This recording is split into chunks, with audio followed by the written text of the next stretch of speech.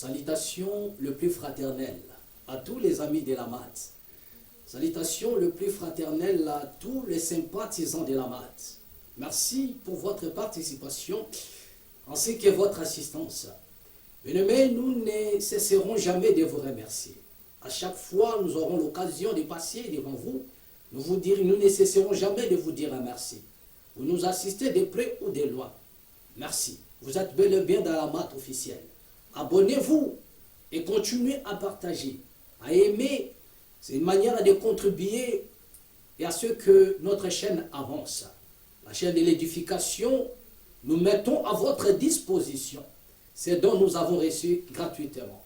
Une fois de plus, encore un bienvenue dans la MAT officielle. Bien-aimés, aujourd'hui, nous ne serons pas là. Nous ferons de tout le voies et moyens pour ne pas être là. Mais nous allons partager quelque chose. Bien-aimés, aujourd'hui, nous allons un peu toucher l'aspect de ces soi-disant pasteurs, et communément appelés des daddies. Nous allons un peu nous entretenir là-dessus et soulever un peu quelques points qui se disent de gauche à droite.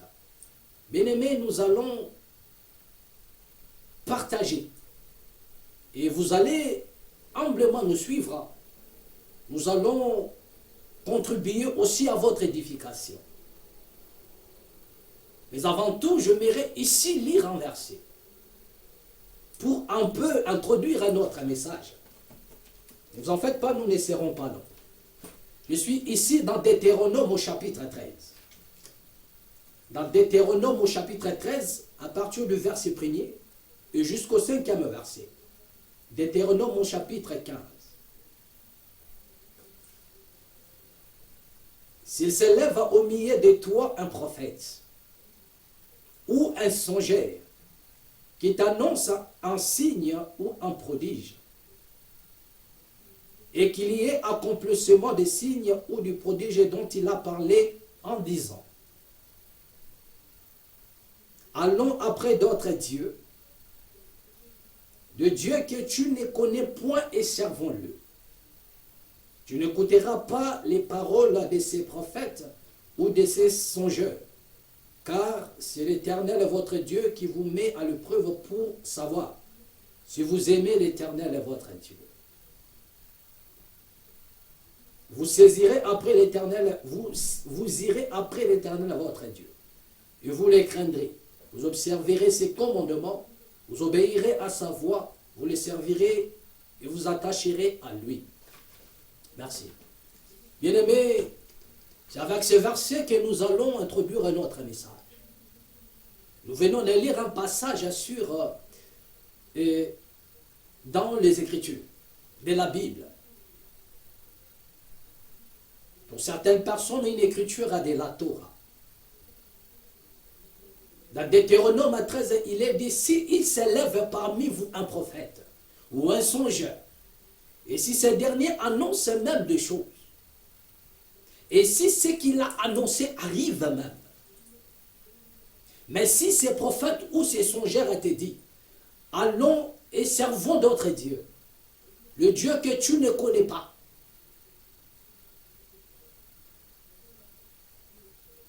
vous n'écouterez pas ces prophètes ou ces songeurs. Et donc vous allez comprendre une chose là. L'Écriture déclare que si s'élève parmi vous un prophète et qu'il vous annonce des choses, et que des choses là aussi arrivent. Donc ici vous comprenez, vous êtes en train de comprendre qu'il y en a aussi des prophètes qui annoncent des choses et que les choses-là arrivent aussi. Mais la différence est que ces prophètes-là ne viennent pas de l'Éternel. C'est non la pensée des Écritures. Et ici, c'est l'Éternel qui parle dans la Bible. Il dit: s'il s'élève parmi vous un prophète, et que ce prophète-là annonce des choses, et que cela arrive aussi tel que l'a annoncé. Mais si ce prophète-là vous dit: allons et servons d'autres dieux, le Dieu que tu ne connais pas, vous n'écouterez pas. Donc cela veut dire qu'il peut s'élever aussi des prophètes.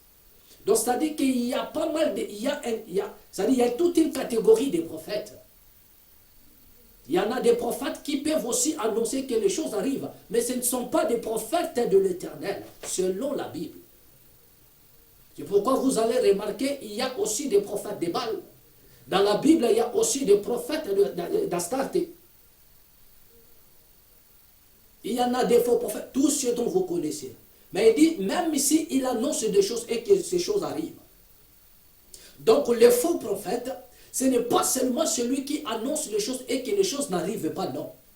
Parce que souvent, nous avons tendance à croire que celui dont on appelle un faux prophète, c'est celui qui vous annonce des choses et que ces choses n'arrivent pas. Non, loin de là. Un prophète qui ne vient pas de l'Éternel.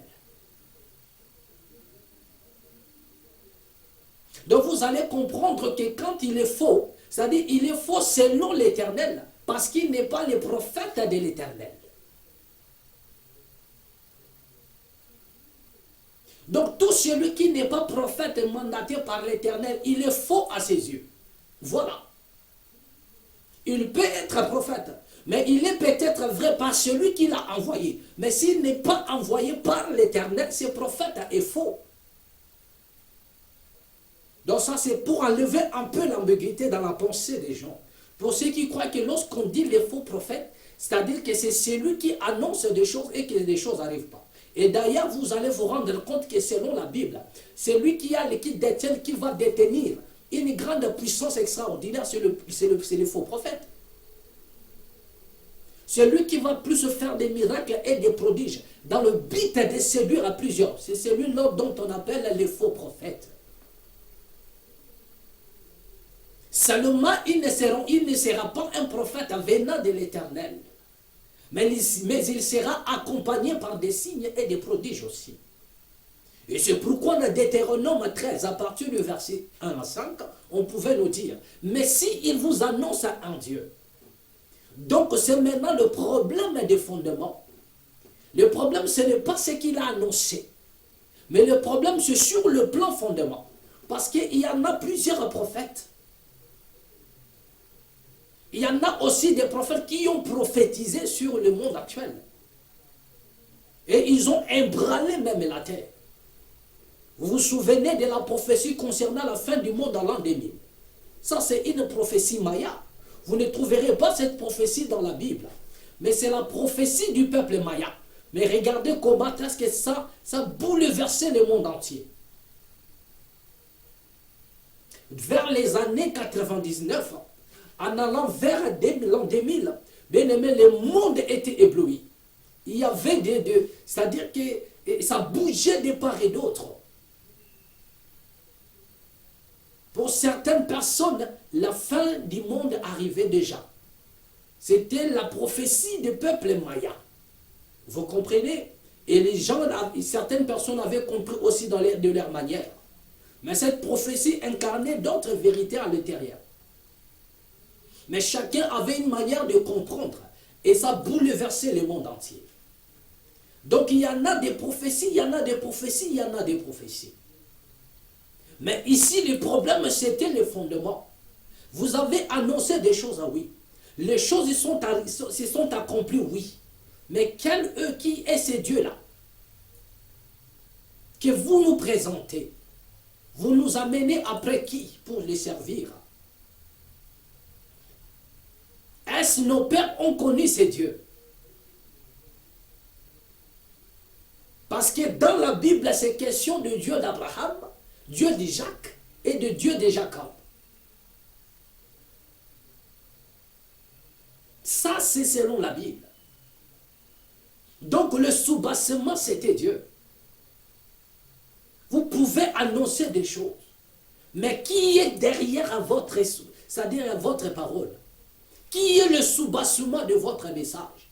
C'est pourquoi vous allez vous rendre compte que, bien aimé, il y a pas mal de prophètes, pas mal de soi-disant hommes de Dieu qui font des bruits inutiles dans des réseaux sociaux. Mais le fondement de leur message n'a rien à voir avec le divin, bien aimé.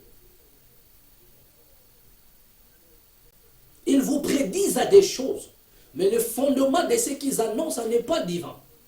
C'est juste une forme de la manipulation. C'est pourquoi vous les reconnaîtrez par leurs fruits. Voilà. C'est le fruit de la manipulation. Il y en a même qui vous parlent de Jésus. Mais en réalité, bien aimé, les fonds, c'est juste pour vous embellir. C'est juste pour vous manipuler. Parce qu'il va se dire que non, si je ne parlais pas de Jésus, je serai taxé de faux. Et par conséquent, je dois parler de Jésus. Mais il vous annonce Jésus partout. Et c'est aussi ça le fondement de la vérité. Nous allons lire encore un passage. Dans le livre d'Ésaïe au chapitre, et comment dirais-je, chapitre, comment dirais-je, je suis ici dans le livre d'Ésaïe. Nous allons lire Ésaïe, bien-aimé. Attendez, nous allons lire le livre d'Ésaïe. Dans son chapitre 4. Prenez Ésaïe chapitre 4. Nous allons lire à partir du premier verset. Voilà ce qui est dit. Et cette femme saisiront en ce jour un seul homme et diront, nous mangerons notre pain et nous nous vêtirons de nos habits. Fais-nous seulement porter ton nom.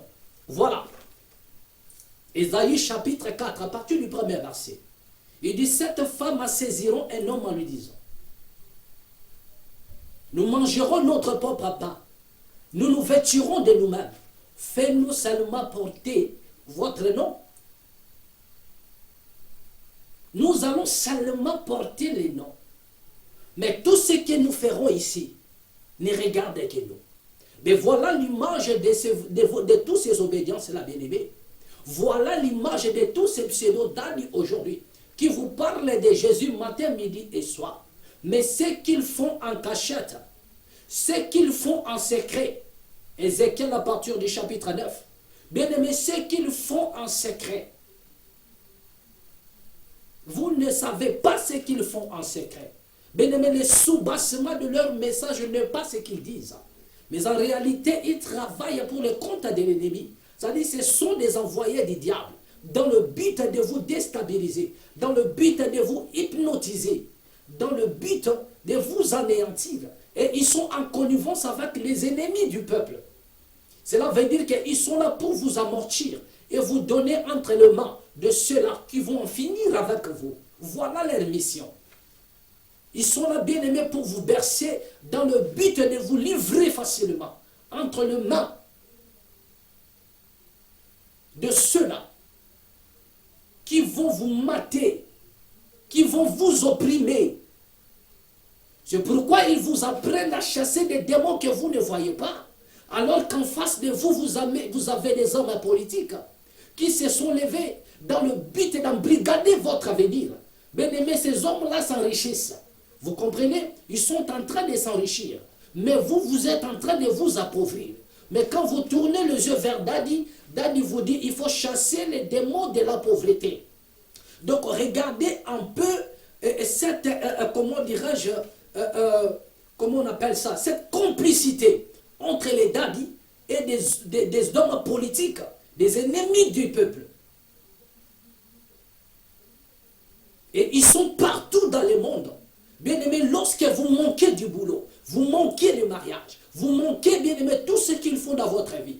C'est ce gens-là vous disent de chasser des démons de la pauvreté, des démons de chômage, des démons de célibat. Alors que vous vous retrouvez face à des personnes qui vous empêchent d'accéder dans tout ça. Bien aimé, qui vous empêche d'accéder dans tout ça?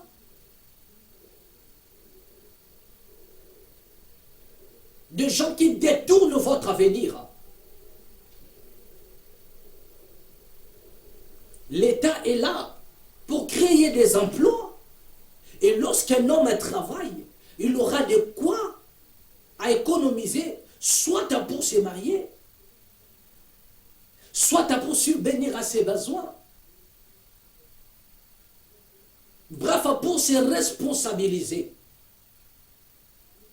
Mais lorsque l'État vous prive de ce dont vous avez droit, mais bien aimé, comment pourriez-vous vous marier? Comment pourriez-vous, travailler? Il y en a des nations où les jeunes, jusqu'à 45 ans, ils n'ont jamais connu même une fiche de paye. Une fiche de paie autant pour moi. Ils n'ont jamais connu ce que c'est une fiche de paie.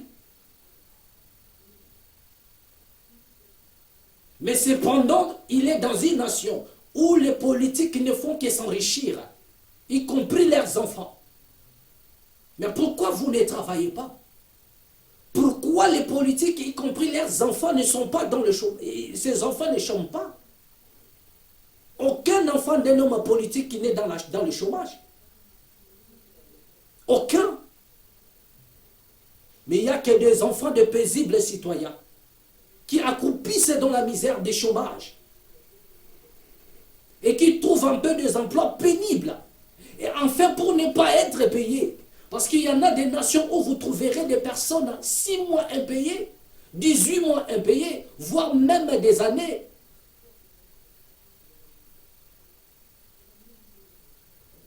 Donc, après 3 mois, on les paye 1 mois.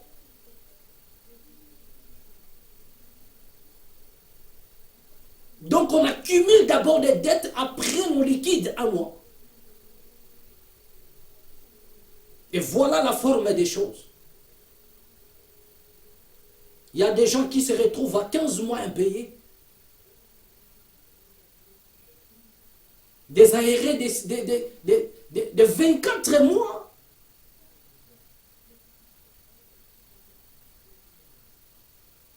Et si l'on décide de le payer, on ne paye qu'un seul mois. Mais tous ces gens-là se réunissent autour des daddies. Ils viennent dans les églises. Et lorsqu'ils arrivent là, que font les daddies? Et les daddies les accueillent dans le but de tuer en eux l'esprit de la révolution. Cet esprit qui permet à l'homme de réclamer ses droits les plus légitimes. Et ces droits-là sont tués par des daddies. Parce qu'il va te montrer que ce qui t'arrive, c'est un démon de la pauvreté qui se tient devant toi. Bien-aimés, il y en a des nations où vous trouverez des licenciés. Ils ont des bacs à plus 5. Des universitaires. Mais qui vendent le pain, qui distribuent des journaux, qui passent leur temps dans les karaokés. Et d'autres se retrouvent dans l'informel. Ils sont obligés de se chercher dans l'informel. Et pourtant, ils détiennent des diplômes académiques.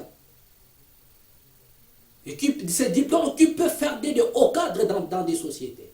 Mais ils sont hypnotisés par des daddies.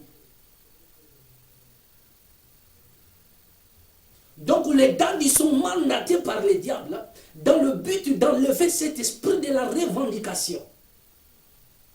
L'esprit qui permet à ce que le peuple revendique ses droits les plus légitimes. Les daddies vont enlever ça. Tous ces pseudo-daddies, ils vont enlever ça. Et pour te remettre comme un poids facile entre les mains de tous ces pseudo-politiques, tous ces hommes cruels, pour vous embrigader, pour vous dompter davantage. Donc voilà un peu la manipulation. Voilà un peu là où ils s'accordent. Et Daddy ne te dira pas que tu as besoin de t'élever. Daddy ne te dira pas que tu as besoin de prendre ton destin à main. Daddy ne te dira pas que le vrai démon, ce ne sont pas ces démons-là imaginaires que vous chassez sans pour autant voir. Il ne te dira pas que le vrai démon, ce sont ceux-là qui ont embrigadé votre avenir. Que le vrai démon, ce sont ceux-là qui ont les signatures.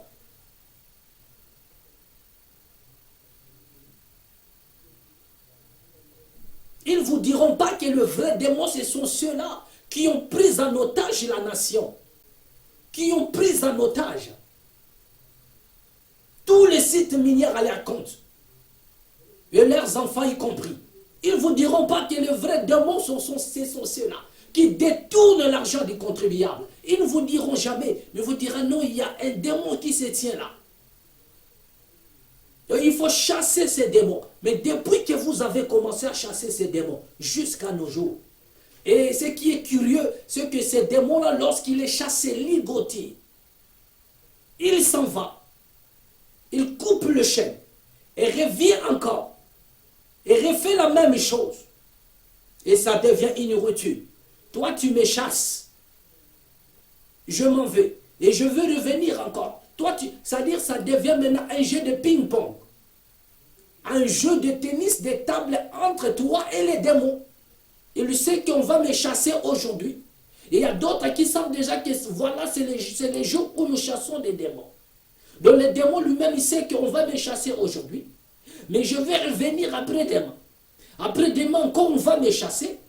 Et je reviendrai encore le surlendemain. De regarder un peu ce théâtre. Regardez un peu la comédie du mauvais goût qui se passe parmi le peuple. Et c'est pourquoi dans la mate officielle, bien-aimés, nous sonnons de la trompette pour que vous puissiez vous réveiller de votre sommeil profond. C'est pourquoi nous avons dit ici que nous allons vous parler de l'Opus Dei. Et vous comprendrez l'œuvre de la manipulation. Donc vous comprendrez que les sous-bassements de tous ces gens-là qui font de bruit dans les réseaux sociaux, ce n'est pas les divins. Mais ce sont des envoyés du diable. Voilà. Et vous allez comprendre, mais qui est le Dieu qui les envoie? Ils servent quel Dieu? Ils servent quel Dieu, ce gens-là? Je suis dans Matthieu au chapitre 24. Bien-aimé, dans Matthieu au chapitre 24. Nous allons lire quelque chose là. Nous allons lire quelque chose dans Matthieu chapitre 24. Et dans son verset 24. Et avant ça, nous allons d'abord prendre 2 Corinthiens. Nous allons prendre 2 Corinthiens au chapitre 4, le verset 4. Et vous allez comprendre qui est réellement le Dieu qui sert à ce gens-là. Nous sommes dans 2 Corinthiens chapitre 4. Et dans son 4e verset, nous lisons. Pour les incrédules dont le Dieu de ce siècle a aveuglé l'intelligence, afin qu'ils ne voient pas briller la splendeur de l'évangile, de la gloire de Christ, qui est l'image de Dieu.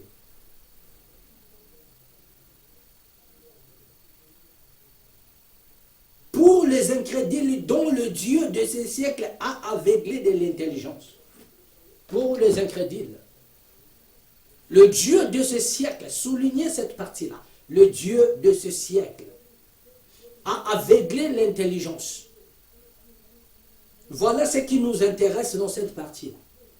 Le Dieu de ce siècle qui a aveuglé l'intelligence, il n'a pas aveuglé les yeux, mais il a aveuglé l'intelligence. Et quand nous parlons de l'intelligence sans pour autant aller loin, nous faisons aussi mention à la conscience. Nous ne pouvons pas parler de l'intelligence sans la conscience. Donc en réalité, c'est Dieu, le Dieu de ce siècle, a aveuglé la conscience. Donc l'aveuglement dont il s'agit ici, ce n'est pas l'aveuglement physique. Mais il s'agit de l'aveuglement de la conscience. Donc ces gens-là sont en train de voler ton avenir. Mais tu ne peux pas voir parce qu'ils ont aveuglé ta conscience. Tu peux voir avec tes 2 yeux. Mais tu ne verras pas avec les yeux de la conscience. Or, la conscience, c'est quoi? C'est une partie de la divinité qui est dans chaque être humain. Et ces gens-là ont un combat contre la conscience. C'est-à-dire, leur mission, c'est de détruire ta conscience. C'est de détruire ce qui fait ta force. Et c'est pourquoi on peut te voler ton avenir. Tu ne peux pas réclamer. On peut te maltraiter. Tu ne peux pas réclamer jusqu'à être mûr pour l'esclavage.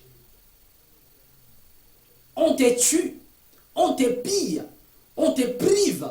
Bien-aimé, tu ne revendiques pas.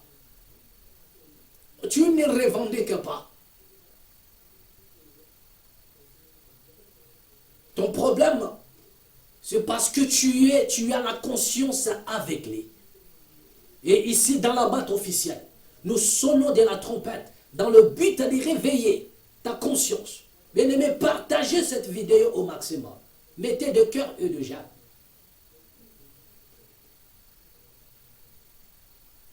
Car nous devenons leurs ennemis. Leurs ennemis lorsque nous parlons de ces choses. Or, la vérité est celle-là. Bien-aimé, ils ont reçu pour mission de détruire ta conscience. C'est pourquoi tu ne peux pas revendiquer devant l'injustice. Il y en a des peuples qui sont opprimés à fond. Ils sont maltraités à fond. Ils sont massacrés. Ils sont violés, violentés. Leur avenir est, c'est volatilisé même. Mais ils ne peuvent pas revendiquer. Car le Dieu de ce siècle a aveuglé leur conscience. Et il a travaillé, et c'est au moyen des dates que cela se passe. Car ce sont eux qui vous disent que vous irez au ciel. Ce sont eux qui vous disent que non, votre cité n'est pas terrestre. Nous avons cité autrefois Moshe. Nous avons dit que Moshe a lité. Dans Deutéronome chapitre 32, à partir du verset 52, nous avons dit que le plus grand regret de Moshe, c'est de ne pas poser le pied sur la terre promise.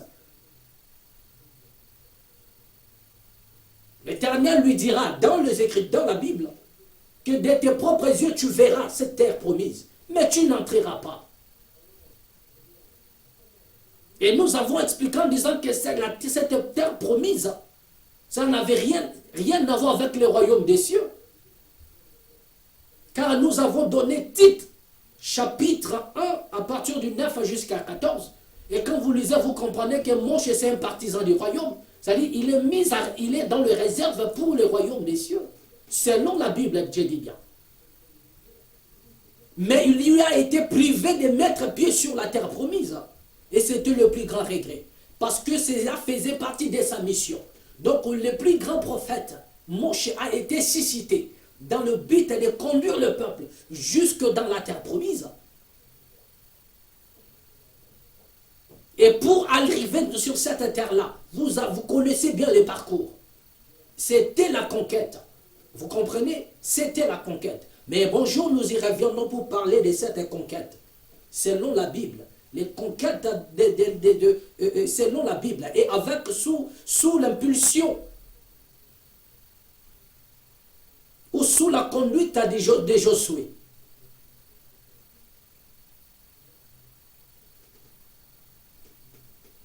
Nous parlerons de la conquête de Josué.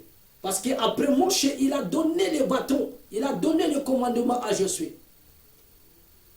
Et nous parlerons de cette conquête-là. Mais aujourd'hui, bien aimé, nous sommes en train un peu de vous faire comprendre une chose. Que regardez un peu le mode opératoire de ces gens-là. Quelle a été leur mission? Le Dieu de ce siècle a aveuglé votre conscience. Et c'est au travers de ces dadis-là que ces gens-là travaillent. Et qui est ce Dieu-là dont ces dadis-là servent? Ils servent quel Dieu?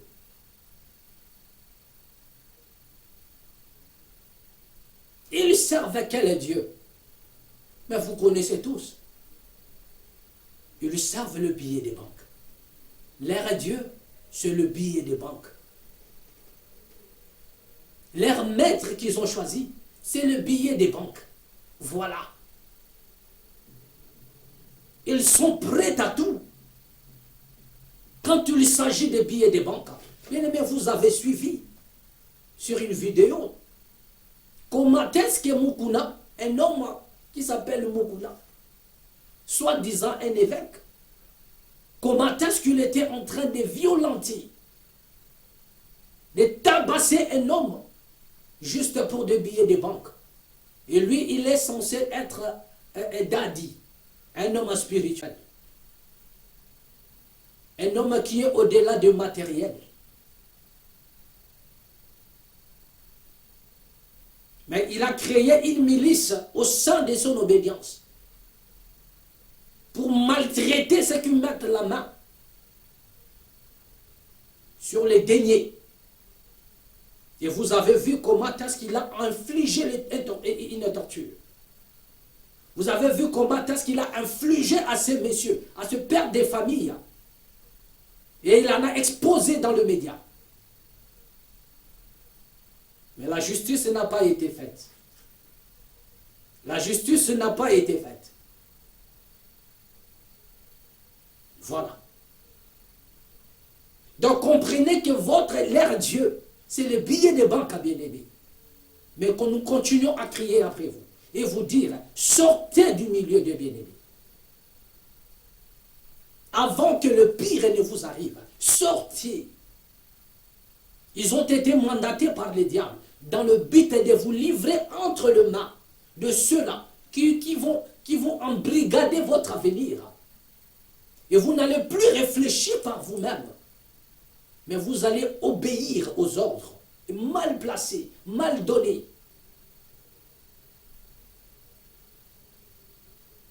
Vous allez obéir en tout sauf rien. Et au finish, vous allez vous appauvrir de plus en plus. Mais il est temps que vous puissiez sortir de cela, bien-aimés. Nous sonnons de la trompette. Et c'est jusqu'à ce que vous allez vous réveiller de votre sommeil profond. Telle a été notre mission. Voilà.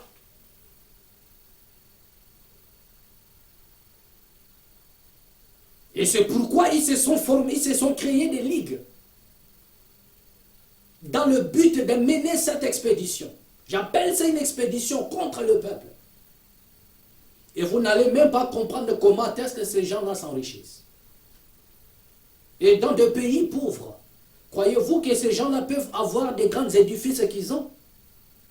Ils peuvent construire des grands édifices. Croyez-vous que dans des pays où la population est pauvre, vit dans la... C'est-à-dire que dans la pauvreté extrême, ces gens-là pourront-ils rouler dans de gros cylindres comme vous les voyez?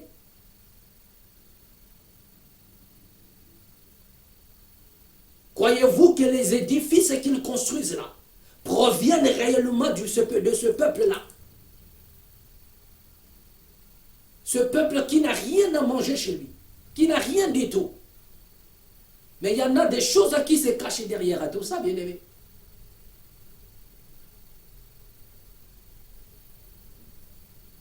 Ils manipulent l'opinion.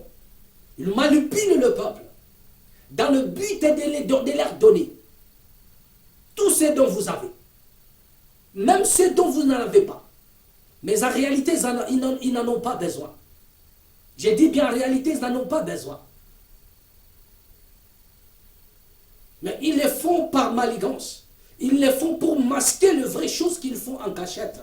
C'est juste de la manipulation. Ce n'est pas avec votre argent qu'ils construisent des grands édifices. Il y en a une autre qui a annoncé un édifice à plus de 1 million de dollars. Mais ce n'est pas avec votre argent, bien-aimé. Qui a compté cet argent? Où est-ce qu'il est parti déposer ça en banque?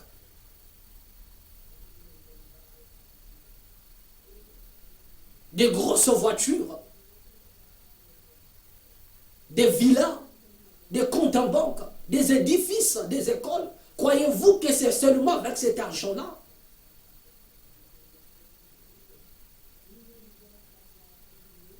Ils font semblant de vous demander et vous dire, donnez pour que nous puissions faire ceci, cela. Mais en réalité, ils ne font rien avec ça.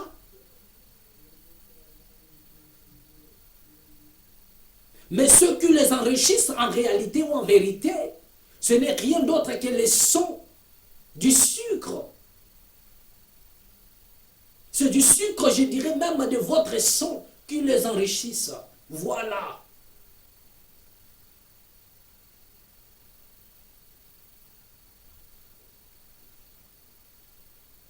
C'est avec ça que ces gens-là s'enrichissent. Vous me direz quoi? Ces messieurs disent quoi? Ah oui, vous avez bien écouté. C'est avec du sucre de votre sang que ces gens-là s'enrichissent. Et c'est pourquoi vous allez vous rendre compte de leurs obédiences. Des choses qui se passent là-bas, vous n'avez pas l'idée, vous ne pouvez même pas comprendre. Ils ont des édifices et des 10 000 membres. Croyez-vous dans un édifice qu'ils appellent l'église, que nous appelons la synagogue de Satan? Croyez-vous que lorsqu'un seul membre meurt, ces gens-là sont au courant? Ils ne le savent même pas. Dans une obédience ou bien dans un local où il y a 1000 qui regorgent 1000 personnes, lorsqu'une personne meurt, il n'a fait aucun cas. Il ne viendra même pas, il ne connaît même pas. Il ne connaît même pas. Et se communiquer dans leurs obédiences ne se donne même pas. Si vous attendez un communiqué nécrologique, c'est que c'est une personne proche. Mais le reste du membre de la foule, qu'il meure ou pas, il n'y en a pas le communiqué. Il n'y a pas. Donc vous devriez ouvrir à votre intelligence. L'intelligence que ces dadis-là ont endormi, nous avons pour mission de réveiller cela. C'est pourquoi nous vous disons. Donc voilà ce qu'ils font en secret.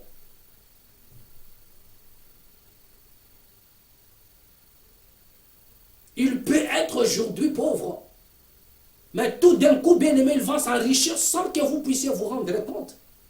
Il commence à construire des édifices. Mais laissez-moi vous dire que cet argent-là ne vient pas de vous, mais ils sont parrainés quelque part.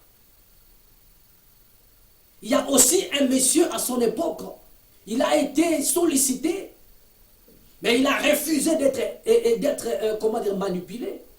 Il a refusé d'être parrainé par ces gens-là. Ils sont venus des États-Unis. Je cite ici Coutinho Fernando. Je cite ici Monsieur Coutinho Fernando. Là où il est, il connaît ce dont je suis en train d'avancer. Il a été visité par certaines personnes qui l'ont proposé. Ils ont proposé à Coutinho de construire pour lui des écoles. Ils ont proposé à Coutinho Fernando de nous construire des hôpitaux, des universités. Ils ont proposé tout ça à Coutinho. Et c'était dans les secrets.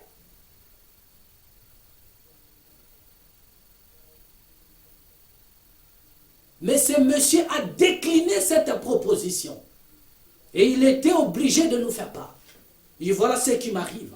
Et la raison même pour laquelle vous avez vu que ce monsieur a été détesté par ses collègues.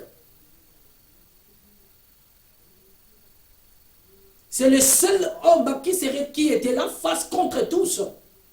Et ils ont profité du mouvement de 2003. Sauvons le Congo. Afin d'en finir avec Coutinho Fernando.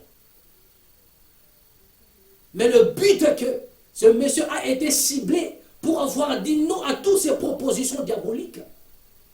Il a refusé à ceux qu'on lui propose, qu'on lui construise tout ça. Parce qu'en retour,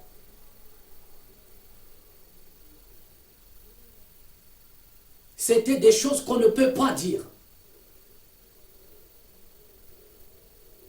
Et tous ces pseudo-dadis que vous voyez là, ils ont accepté cela. Ils ont accepté d'être parrainés. Il y en a même d'autres obédiences, d'autres communautés, dont les noms sur le papier ne se figurent pas dans les églises de réveil. Mais ils sont parrainés par d'autres obédiences. Ils sont là, vous les suivez tous. Il y en a même un autre qui vient de créer son parti politique. Le nom de sa communauté, de soi-disant son église, n'est pas affiché, c'est-à-dire ne se retrouve pas dans le lignée des églises de réveil. La base, c'était une obédience provenant des États-Unis qui l'a parrainé. C'est cette obédience-là qui avait boosté cet homme, financièrement et matériellement.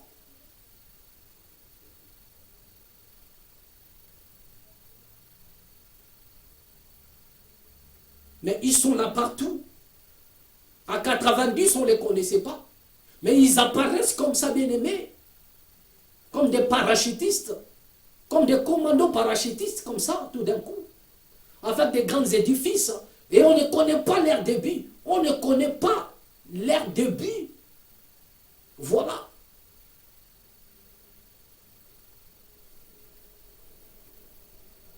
Mais lorsqu'ils sont financés, la question dont vous deviez vous poser maintenant, mais qu'est-ce que ces gens-là donnent au retour?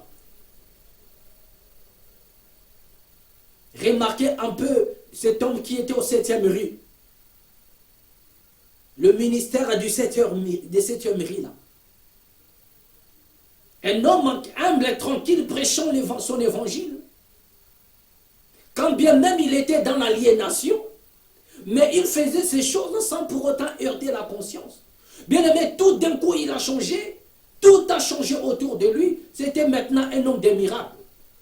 Il y a maintenant des lions, des tigres, des antilopes qui sortaient dans les ventres des gens. Et tout d'un coup, la structure a changé, la construction a changé, l'endroit était maintenant trop petit. Il fallait élargir l'espace. On compte maintenant dans les 10 000 membres. On ne comprend pas qu'est-ce qui s'est passé. D'un seul coup, bien aimé. D'un seul coup. Mais parce que vous n'avez les yeux, mais vous ne voyez pas. Votre intelligence est aveuglée.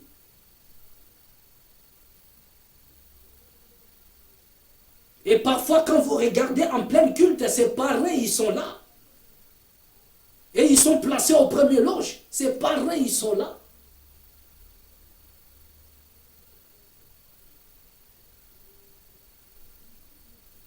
Et dans un endroit pareil, si un homme meurt, si toi tu meurs, ces messieurs-là ne te connaissent pas. Il n'est même pas au courant de ce qui t'est arrivé. Pourquoi? Parce qu'il y a une compensation. Ils font semblant de demander. Mais en réalité, c'est le sucre de votre sang.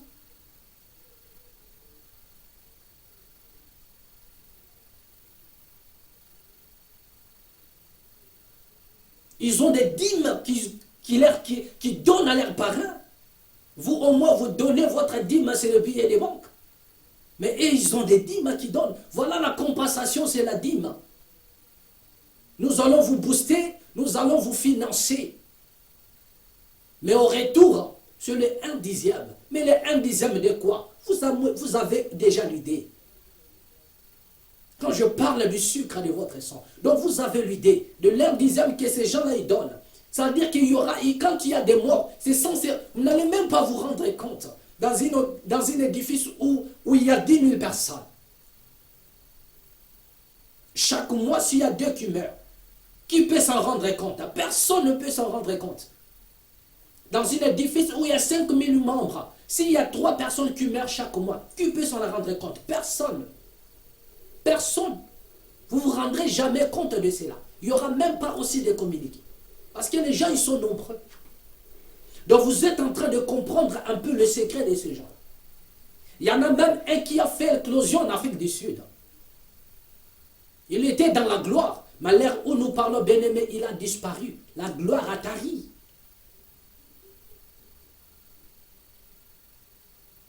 La gloire est bannie, bien-aimé. Il était en Afrique du Sud. Et il a parrainé pas mal de pasteurs du côté de l'Hexagone. Il est venu en France, en Belgique, partout en Europe, il a sillonné. Et il a ramené le même courant. Et c'était lui maintenant les parrains de tous ces fameux pasteurs, ces pseudos qui sont en Europe. Mais le siège est quelque part. Direction États-Unis. Et c'est pourquoi vous allez vous rendre compte. Ils sont là, ils naissent comme des champignons maintenant. Direction États-Unis. Vous allez vous rendre compte d'un chanteur qui se lève de bon matin. Il devient pasteur. Il voyage vers les États-Unis. Après, il devient docteur.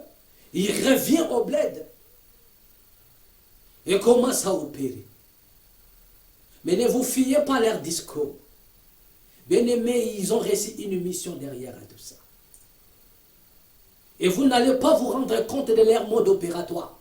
Car vous avez l'intelligence bloquée. Vous avez l'intelligence aveuglée, selon 2 Corinthiens chapitre 4, verset 4. Mais il est temps que vous puissiez vous réveiller, bien-aimés. Vous êtes peut-être au son de ma voix. Bien-aimés, vous avez été longtemps fan de tous ces gens-là. Mais il est temps que vous puissiez vous décider. Et sortir, bien-aimés, de cette cercle vicieux. De comprendre, il est temps que vous puissiez vous réveiller. Bien-aimés, la situation que vous vivez, ce n'est pas parce qu'il y a un démon qui s'est positionné devant vous. Mais c'est parce qu'il y en a une groupuscule de personnes qui se sont décidées d'embrigader votre avenir. Bien-aimés, donc au lieu de chasser un démon que vous ne connaissez pas, que vous n'avez jamais vu, mais je vous présente un démon avec qui vous pouvez en découdre si facilement. Voilà.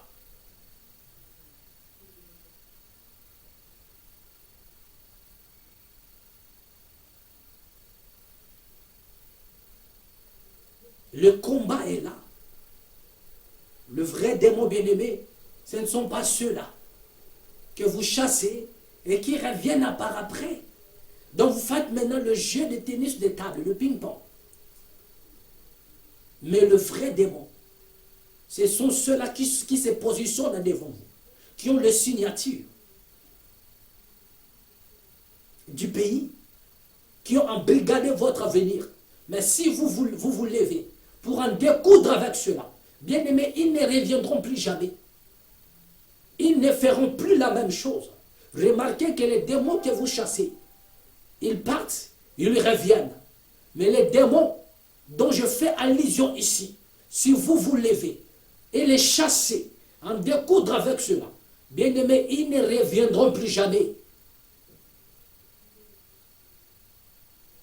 Et vous verrez comment est-ce que votre avenir aura un sens. Voilà.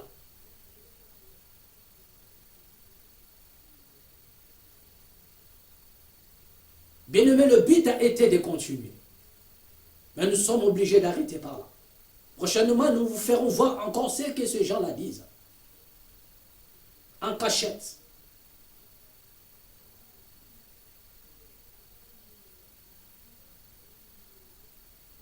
Mais avant de finir, nous allons vous laisser suivre un peu la déclaration des normes.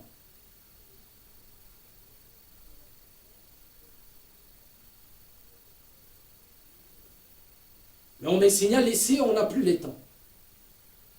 Mais prochainement, bien aimé, nous allons, soit, ou si la régie pouvait me les balancer après moi, ce serait une bonne chose. Vous allez voir un peu la transhumance d'un soi-disant daddy. Mais prochainement, nous allons revenir et vous balancer quelques images. Et vous verrez comment est-ce que ces gens-là manipulent l'opinion. Merci pour votre participation. Vous étiez dans la mat officielle. Bien-aimés, pour ceux qui ne sont pas abonnés, abonnez-vous. Partagez la vidéo. Aimez notre chaîne La Mat officielle. C'est une manière pour vous, bien-aimés, de contribuer, de booster notre chaîne. Pour que ce jeune chaîne puisse aller de l'avant. Merci pour votre assistance ainsi que votre participation. À nous revoir prochainement et au prochain numéro. Toujours dans la mat officielle. Amen.